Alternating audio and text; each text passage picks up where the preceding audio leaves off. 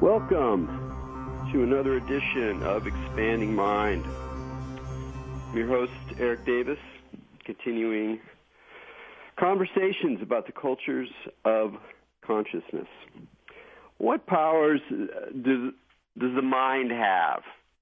Of course, it's an ancient question, but one that we continue to struggle with. And I think you could say that on one side of the picture, for those who find that the mind does have power, you got this sort of new age extreme, let's say, where you create your own reality. If you just learn how to use that power to line yourself up right, get your desires focused, get your affirmations polished, tune in with the forces of the cosmos, then you can manifest your dreams. And this sort of extreme view trickles down and manifests itself in any number of ways, down to boardroom conversations, business seminars, ordinary forms of persuasion and self-gratification. And at the same time, as we plunge further into our neuroscientific century, where things are only going to get more and more peculiar, with not only discoveries about the brain, but increasingly vexed philosophical questions about how we relate to our brains, if we are our brains, if we aren't our brains. And even if we are our brains, why does it feel like I'm sort of a little bit outside of my brain? And all those questions we wrestle with. And some neuroscientists are starting to tell us that forms of thinking, positive thinking, mental habits of attention, actually change the physical structure of our brain, which on one hand makes sense. You know, you do certain things and certain things happen. But on the other hand, it's actually kind of peculiar because all you're really doing is pushing your mind in a certain direction. And why does that actually make a change in the physical stratum of the brain? Is that mind over matter? Are we actually saying something that supports the New Age view, at least to a certain degree? Well, luckily, today we're going to have someone to help guide us through these questions. Mitch Horowitz, we've had him on the show before. He's the author of the new book, One Simple Idea, How Positive Thinking Reshaped Modern Life. And he approaches these questions in one of my favorite ways, as listeners to the show know, which is through history, and showing how these ideas developed, and particularly the role that America and American religion played in developing notions about positive thinking, about mind over matter, about the sort of New Age vision of creating your own reality, although this New Age goes back long enough in history that it really must be categorized as an old age at this point. And so I'm very much looking forward to our conversation. But before we bring Mitch on, we, of course, need to introduce the co-host here on Expanding Mind, Maja Daou. Maja also wrote a book about similar material, Sources of the Secret, and so I'm sure she's going to have a lot to say today. So how are you doing, Maja? Are you feeling positive? Is your thinking positive today? Well, I'll tell you, this is my 2 cents, which I'll try to fit into a single paragraph on the matter of positive and negative thinking and the whole New Age to duty. What never ceases to amaze me is that people can accept and feel and think and experience that their thoughts and thinking one way or the other can affect their reality and possibly change the world, if that's what they're accepting. And what never ceases to amaze me is that they're comfortable to stop there. Like, they're like, oh, my thinking changes the world. Cool, I'll just think positively. And they can't get past that and be like, wait a minute, my thinking changes the world. What are the implications of that? What does that mean in terms of what reality is and what human beings are and what our capabilities are? So I feel like in a lot of these debates people get into about this subject matter, they're missing the moon for the finger. If there are implications in that direction and all these people subscribe to them or have, beliefs like Mitch points out, then why do they limit their beliefs to stopping there instead of just realizing, oh my God, what does that even mean, like for us, Well, Mitch does a great job at the end of his book of assessing various ways of thinking about these claims and their implications, and so we'll look forward to that. But first, we'll bring him on to the show. Mitch, welcome back to Expanding Mind. Thanks, guys. Great to be here, as always. Hello to you both. Yeah, good stuff. Congrats on the book, and once again, I appreciate your work of archaeology, of digging out some fascinating characters in American religion, and particularly with the New Thought tradition, which is something that people still don't know about as much as they should, especially given how influential this sort of current of American spirituality has been in terms of positive thinking, the New Age, even like I mentioned, these sort of business self-help seminars and things. Yes. So can you want to talk a little bit about sort of how you found yourself kind of once again drawn to this current in American in history, and how you've come to, clearly you think it's very worthwhile because you've done so much work on it. So what's in New Thought for you? Well, it's interesting. There were two things that drew me to it. One was a matter of history, and another was a deeply intimate, personal search of my own. Historically, when I was writing my first book, Occult America, I came to realize that all the various occult and esoteric movements that either grew to prominence in America or that translated into some other kind of movement, whether it was the 12 Steps of Alcoholics Anonymous or whether it was various mind-body therapies, they all rested on the idea that thinking is a spiritual experience, that your thoughts can bring you to some larger self-conception and can put you in the current of some flow of higher energies or the influence of a higher power that can make the difference in the life of an individual when willpower alone will not overcome an addiction, or willpower alone will not reverse some crippling personal habit. The basic American spirituality is that your thoughts can make you an open channel for the entrance of some kind of current of higher influence that can make all the difference in your life. You find this in the 12 steps. You find this in the so-called power of positive thinking. You find this in the law of attraction.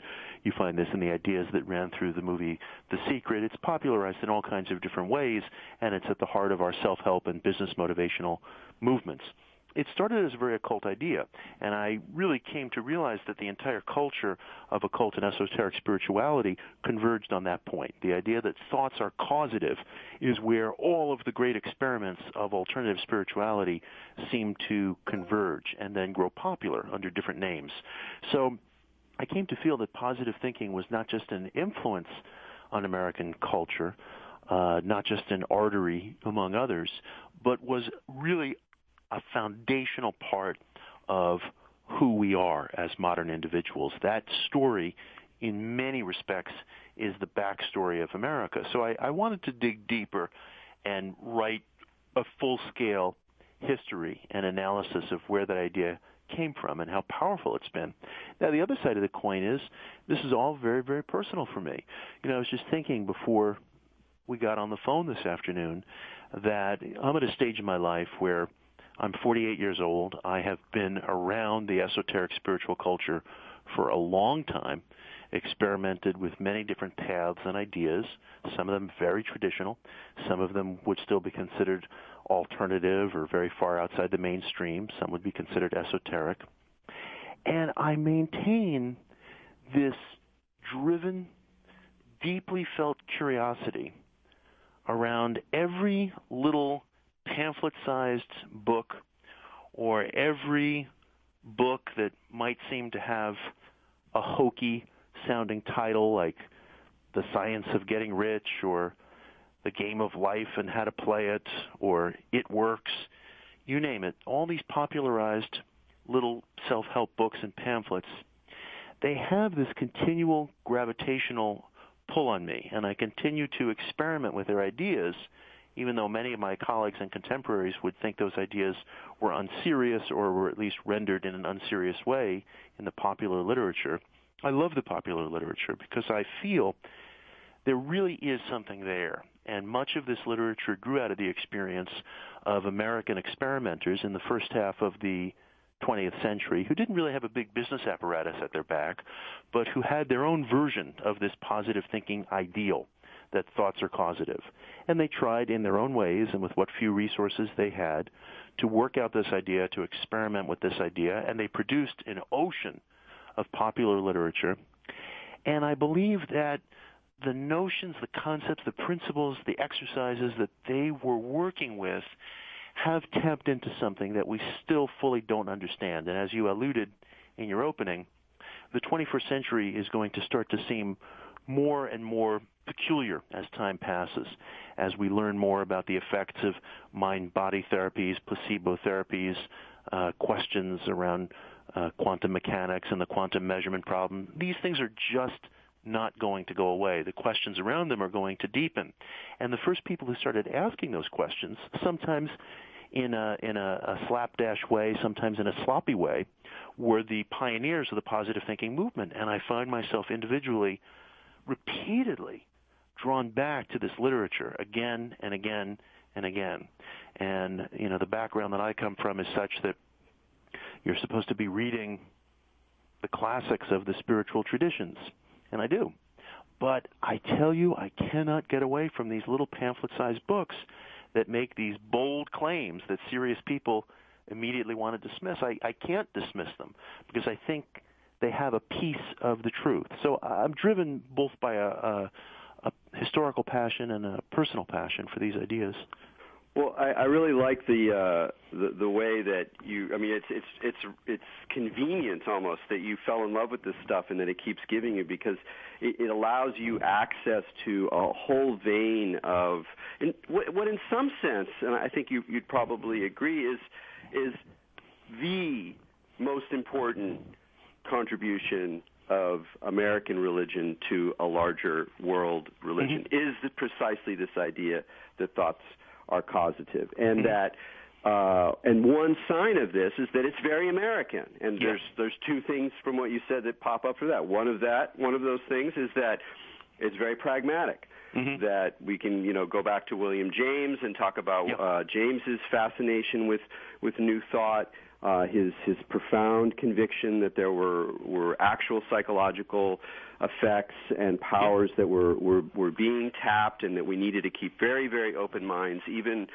to squirrely ideas, because it was in that zone that we were going to find things that have actual effects in people's lives. And that was of course his great line on the pragmatic judgment of belief system. Yes.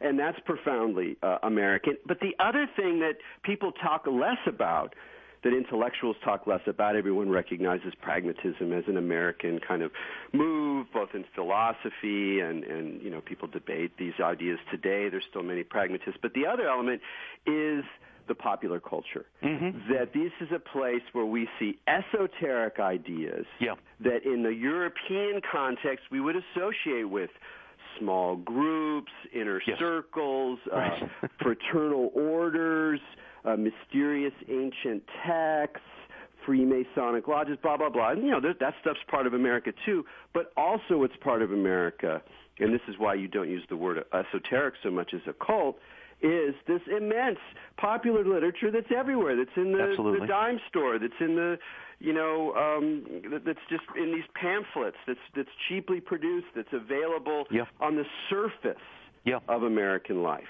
That's a very interesting and really under-acknowledged part of the story, is precisely the democratic, almost even kind of crass or simplistic surface.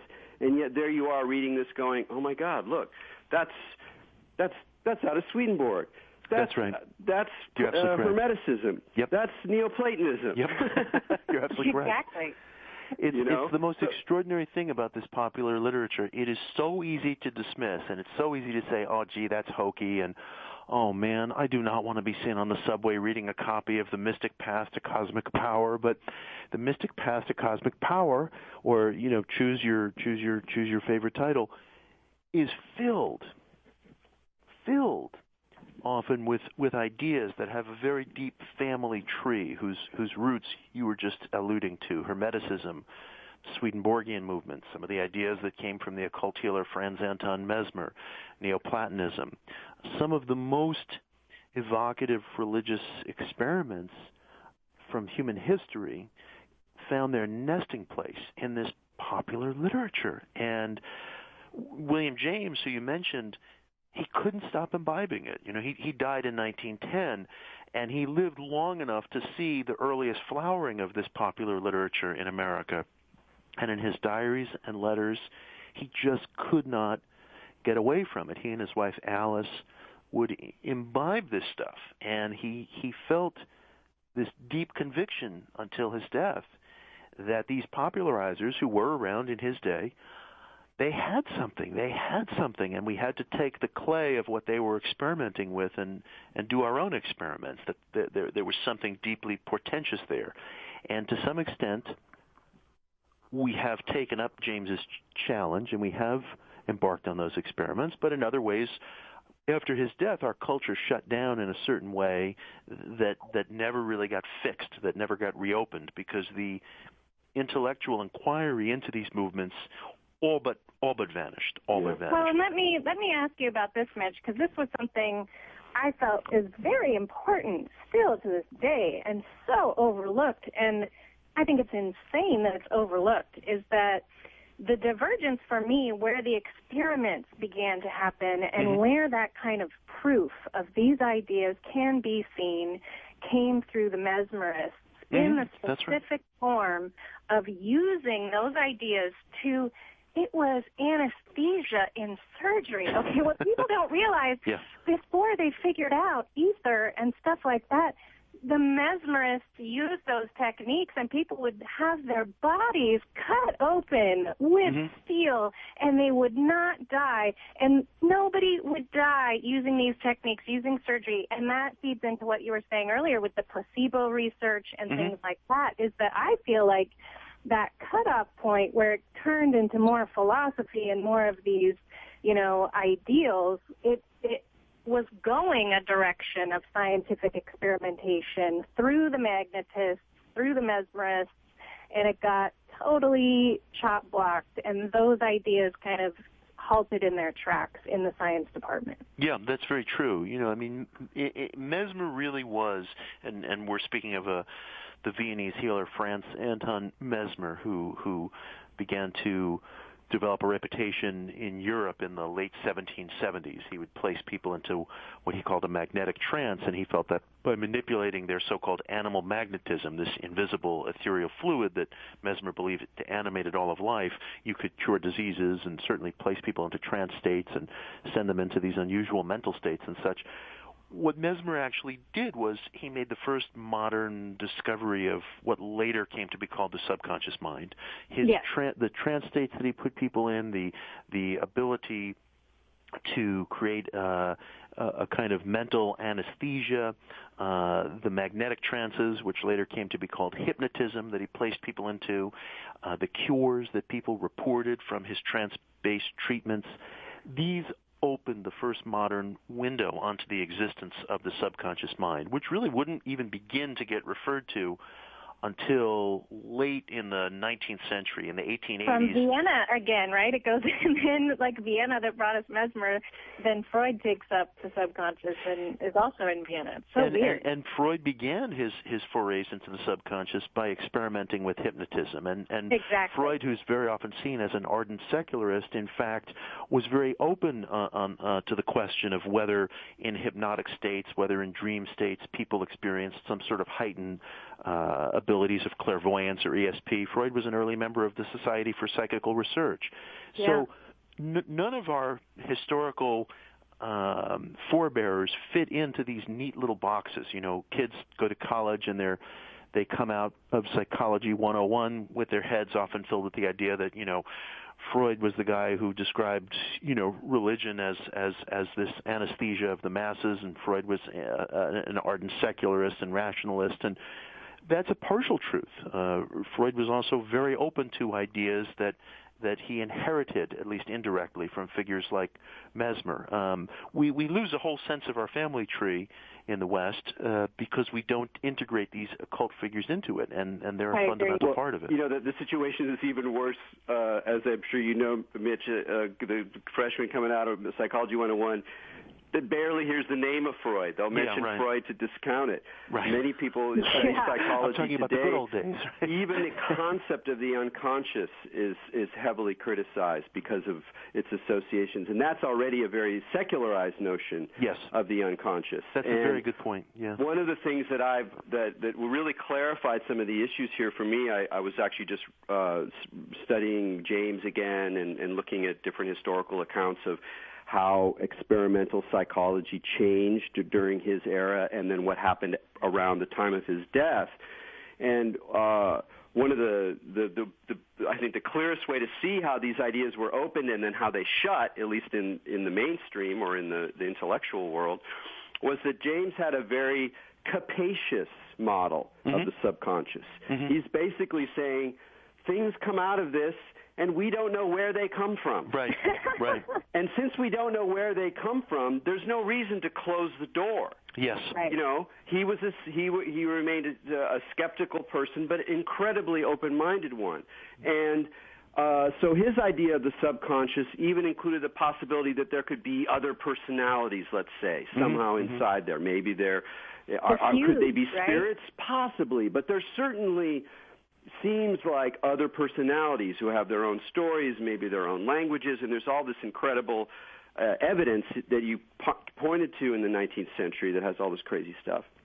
But then what happens, partly through Freud and his own, resistance to some of these more capacious ideas, is that the unconscious becomes something individualized, located in your skull somewhere, and disconnected from the very larger forces or possible sources of power that the New Thoughters are referring to. Yes.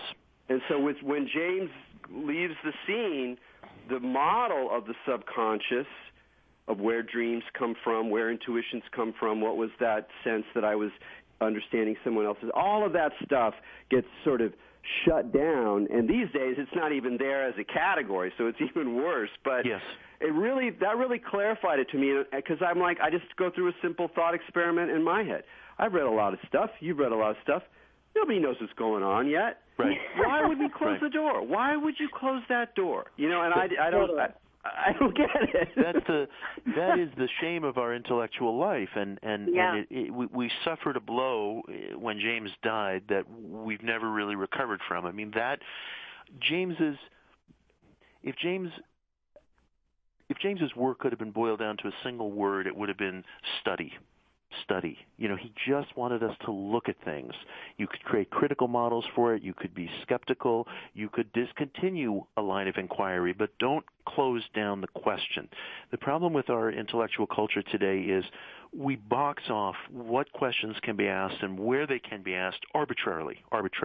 We obviously have to make decisions. We have to make determinations about where to spend our resources, where to spend our own time, and we sometimes will go down a certain road, decide it's wrong, and turn around. Well, bravo. Let's keep doing that. But the problem is that James felt that a kind of guild or a club mentality had settled over all the professions in our nation, the medical profession, the psychological profession, the religious profession, and it boundaried off, just as you were describing in Freud's work, what could be studied, what questions could be raised. So the unconscious, for example, came to be seen as something that was a result of gray matter and not necessarily a phenomenon that could be open to all kinds of varying interpretations.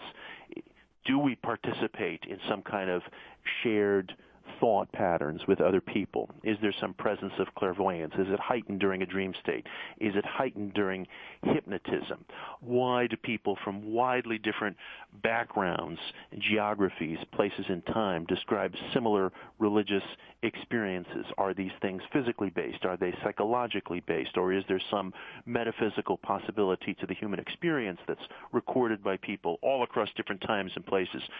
James just wanted us to leave the door open on these questions and to pursue them rigorously, to pursue them with a great deal of intellectual muscle, but not to close the door. And in a sense, Freud's triumph is due to the shrewdness of his own realization, of his own diplomacy as an early 20th century figure. He wanted his theory of psychoanalysis to be seen as sitting ardently within the tradition of Western allopathic medicine.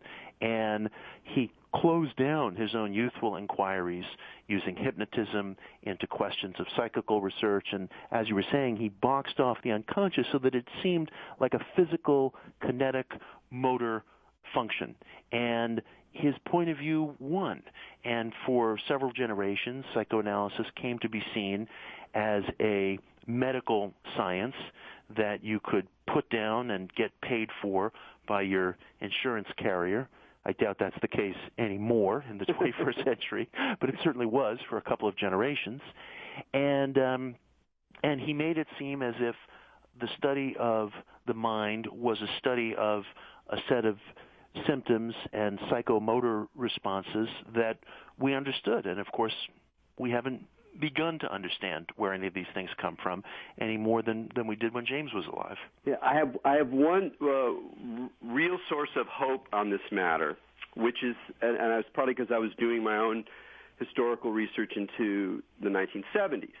And in the 1970s, partly because of psychedelic drugs, there's this explosion of interest in altered states of consciousness. And this is happening among individuals who are reading and doing their own experiments. It's happening in laboratories. There's a whole zone of experimental psychology throughout the 70s where you have younger doctors who are open-minded because of their own relationships to the counterculture, to the emergence of the New Age or other kinds of ideas at that time, and they're also open. They're Jamesian. They're not sure what's going on here, and even if they're very scientific, there's a great sense of openness.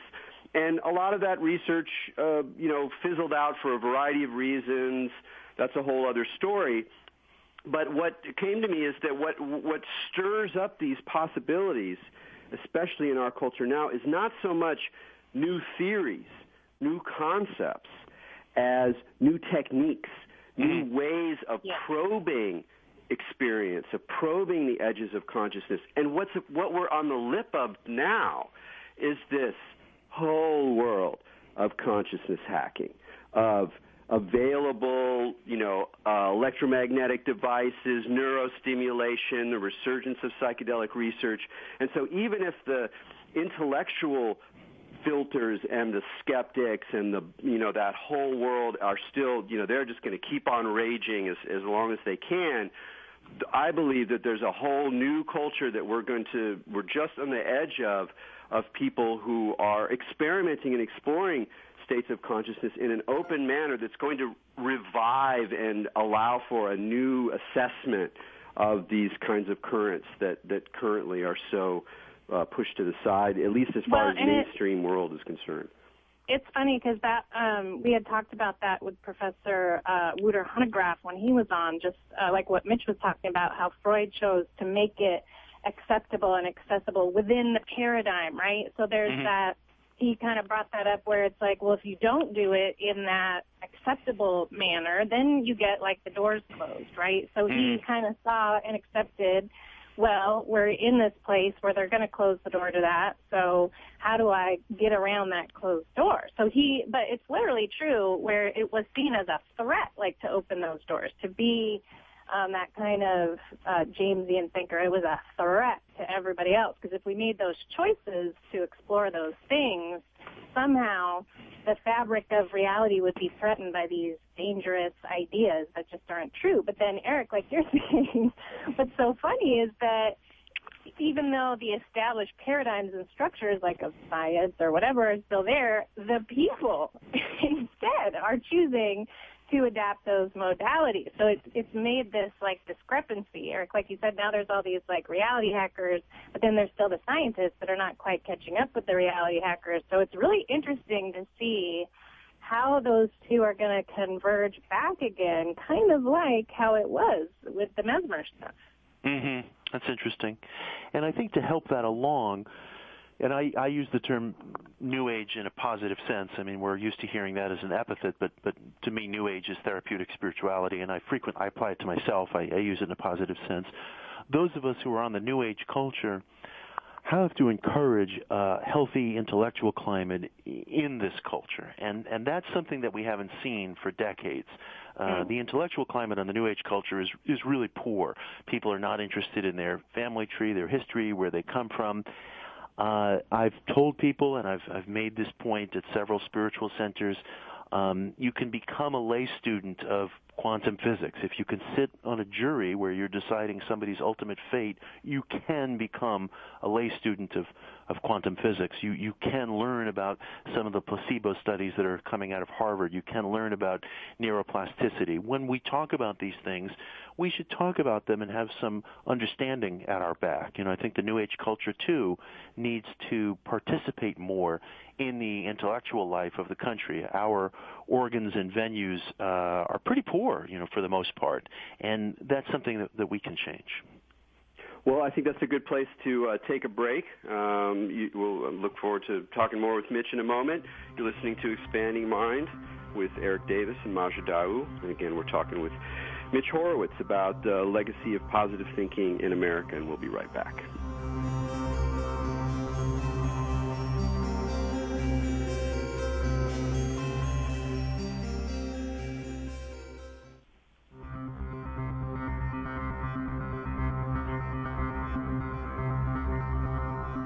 Welcome back to Expanding Mind on the Progressive Radio Network.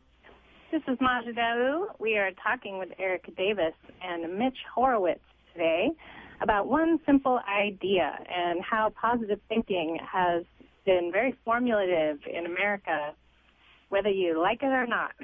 So, let's think about that for a second, the opposing viewpoint. Because I grew up on the debate team, and if I feel like you, attracted to some of these ideas, I'm going to look at, well, why would they not be true? So I spend a lot of time looking at skeptics and, reading material from folks that abhor this kind of material. Like the people that make you feel embarrassed for being on the subway, reading your Master Cosmos book, like those people. And what I find is the biggest threat that this kind of William James type of open mentality seems to cause to people is that they don't want anarchy, right? They affiliate that kind of openness with disorder, with chaos, with evil even per se, because there's no structure. So it seems like the threat is that unknown itself, or being comfortable with the unknown. It's literally like they're rejecting the idea that you want to leave things open because it's dangerous. So that's where they close the door, is to keep out the monsters or whatever. Right. So what would you say is like a good method for approaching that type of mentality? Or in your experience, because I'm sure you've had people maybe even approach you that way as a result of writing your book. I don't know. Or sure, just in your sometimes life. You're raising a wonderful, wonderful point, and it's very important. I sort of engage in the same mental exercise. I'm a big advocate of psychical research, ESP research, and in the book I write about one of my intellectual heroes, J.B. Rhine, the Duke scientist and researcher who really helped pioneer psychical research in this country in the late 20s, early 1930s, and beyond. And the research that Rhine and his inheritors did and continue to do is very, very, very important.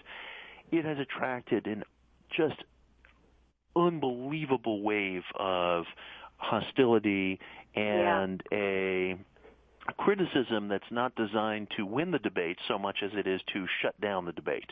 What I've often found among critics of psychical research is they don't want to have an argument and win.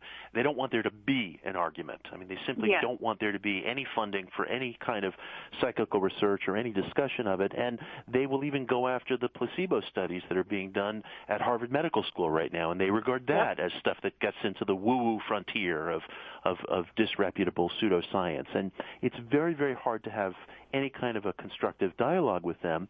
Well, Mitch, I'll just add, you hit it. It's that they disrepute it. They don't look at the material. They completely ignore whatever they might be researching and only go in the direction of disrepute. So that's right. Exactly correct. Yeah. That's right. And they really don't want there to be a debate. You know, it's very hard to engage with somebody who doesn't want to win.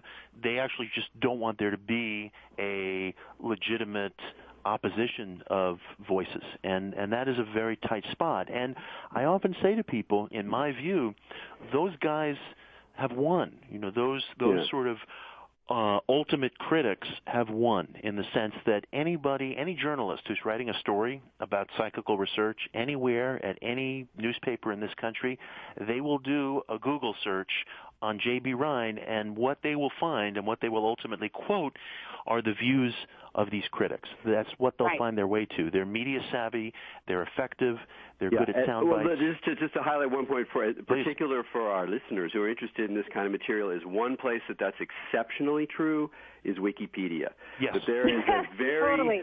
There's a very self-defined policing kind of anti-woo force at Wikipedia that forces even very straight historical accounts of religious or psychical claims into these convoluted, essentially sort of skeptical frameworks. And it's very, very, very unfortunate that this now extremely important source of information is fundamentally biased in this way. And I find this, and I'm just going to throw this out here because, I know you, and we have a personal connection as well, is that in addition to all the arguments we could have, and I agree with you that effectively they have won much of the field, I sometimes find this extremely depressing.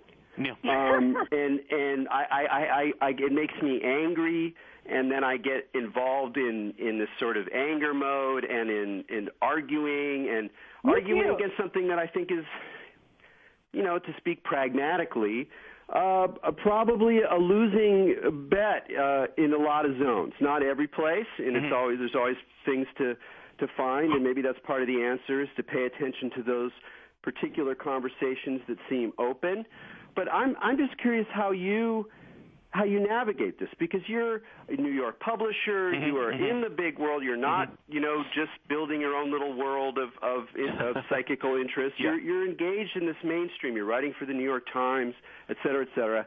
How have you? What kind of strategies, either in terms of your own personal, your own attitude, or intellectually, what kind of strategies have you found effective in sort of handling this, in some ways, very distressing situation? Well, I appreciate that question very much. And one thing I decided years ago is that I was not going to run away from associations with the occult and the New Age. I felt very strongly that by changing vocabulary terms, we don't make any new friends.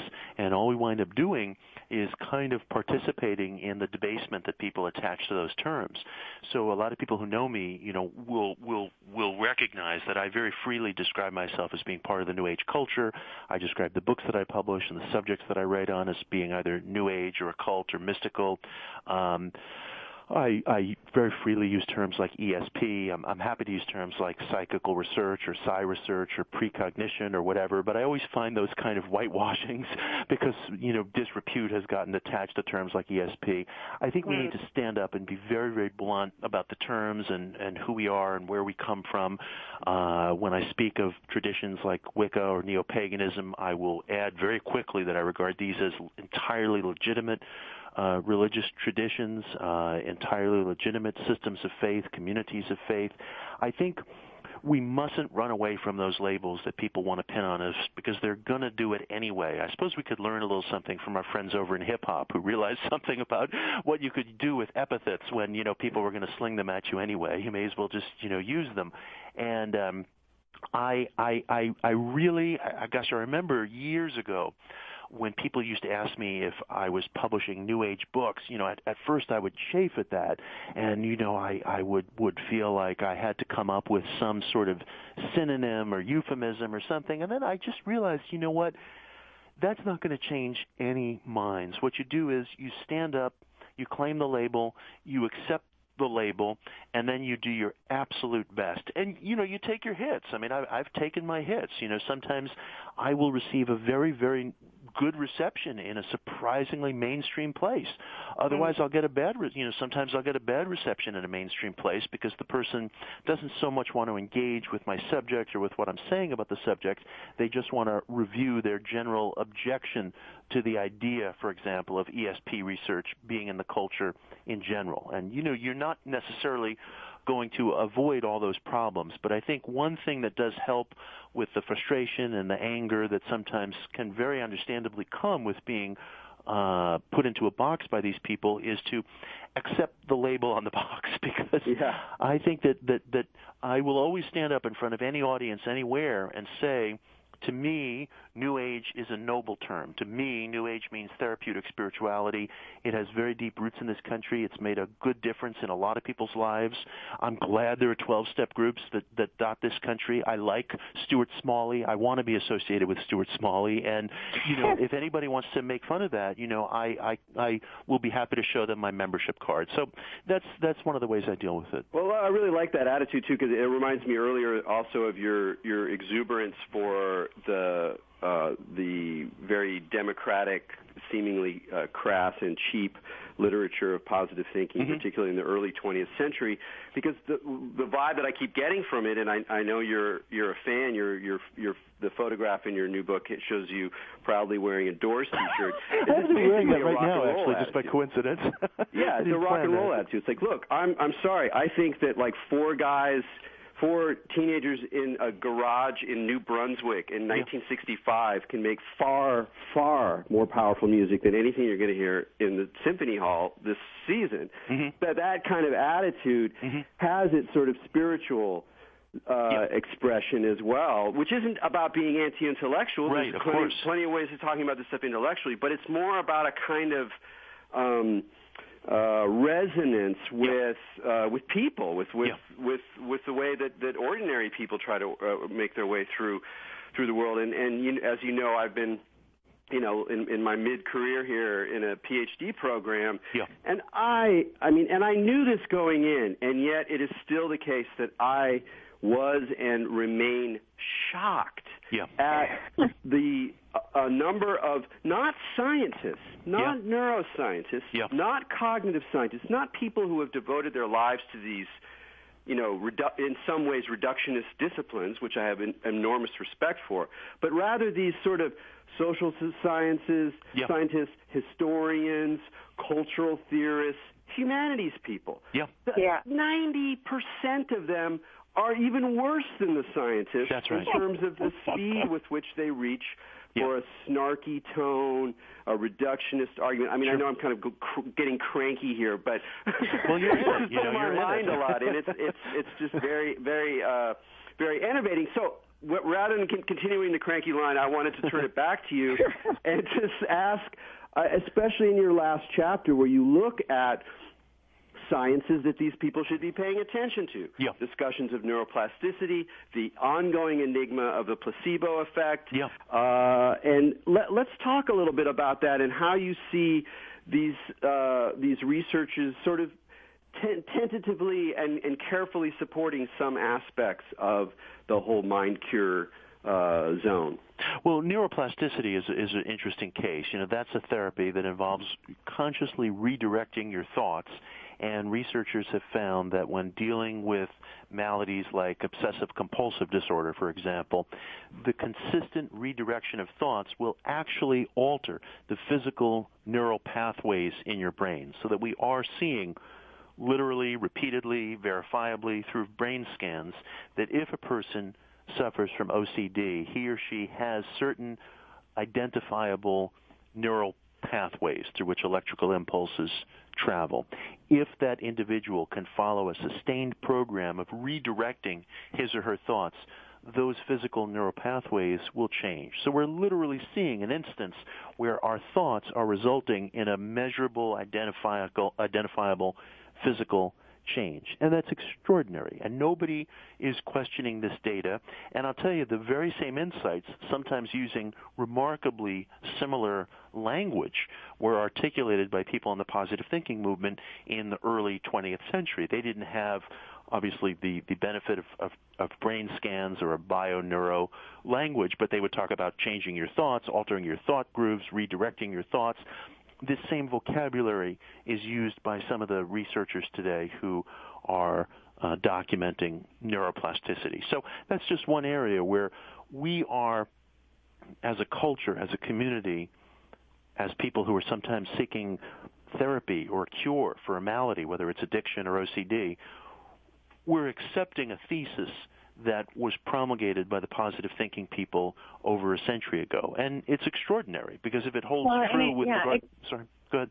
It's true, and it goes back even farther than that. I mean, just to add to it, right, when you trace back the origins, like through the history, even we can go back as far as Mesmer, but then Mesmer gets his information from the alchemists and from Paracelsus. So this is that concept that mind and training your thoughts is, like you said at the beginning of the show, the one idea that is so huge and so gigantic that, yes, all these little branches stem off of it, but ultimately it always returns to that ancient, occult, Gnostic thing that you can, somehow we can tame this animal, right? Domesticate our urges, our subconscious urges that seem to drive us to do all these dumb stuff. But somehow through using our brain that we can evolve as human beings, which doesn't seem like that weird of an idea. And why would people have a weird reaction to that? Is what I don't understand. You know, it's so shocking, but that's it. That's really it right there that you come down to. This is a really old idea, and why not explore it further when we see such things that they're finding in scientific research? And, you know, this actually brings us back to a point that you were raising earlier, which is trying, and Erik, forgive me, I don't want to, reopen the can of whoop-ass here, but I'm going to go back to the critics for a moment. Trying to understand why it is that people find those ideas so threatening is an interesting mental exercise. And part of the reason is, and I'm not unsympathetic to it, that there are people who fear, and this has been true for decades, ever since J.B. Ryan started his research at Duke, that this stuff is going to trickle out to the culture, and you're going to have people saying, hey, according to Harvard, my illness is all in my mind, or according to Duke University, I can use my thoughts to alter my teenager's behavior. And they're worried, the critics, that this is going to open up a door to some new wave of, as you were saying, anarchy or some sort of, just pell-mell, helter-skelter wave of irrationality. And I understand where they're coming from. I can relate to their fears and concerns because our culture, especially this mass consumerist culture that we live in, will take ideas and reprocess them in such a way that they'll be almost unrecognizable 15 minutes after they were first brought to public attention. And I understand that, but that can't become an excuse for shutting down debate, and it comes back to William James again. All this can happen, all this experimentation, all this questioning. It just needs to be done with a sustained intellectual muscularity. There was it'll happen. It's so funny you were saying this because I was just writing a response to someone who was criticizing William James and the role that he plays in religious studies in particular, and he was saying that one of the reasons that James should be retired is because his ideas have the potential to be misused in a vulgar way. Oh, my God. And I was like, wow, that is such a weird argument. And what was particularly weird about it is that he used the word vulgar. Right. And when I think about forms of complex intellectual thinking that have been widely abused, even in a historical way, horrifically abused, I think of vulgar materialism and vulgar Marxism, which are, and I'm like, such a weird thing that he would refer to precisely the term that indicates how the other side is guilty of the same potential, and that doesn't stop them. It doesn't stop them that the production of scientific knowledge or technical capacity without a value structure can just radiate through the market and produce nihilistic responses, people's meaningless lives, there's no point, we're just meat machines. That's fine. Right. But if the concept has some potential of creating a context of meaning, even if we understand that existentially and not ontologically, no, that's terribly dangerous. People might feel better or not think that we're just meat machines or something. Yeah.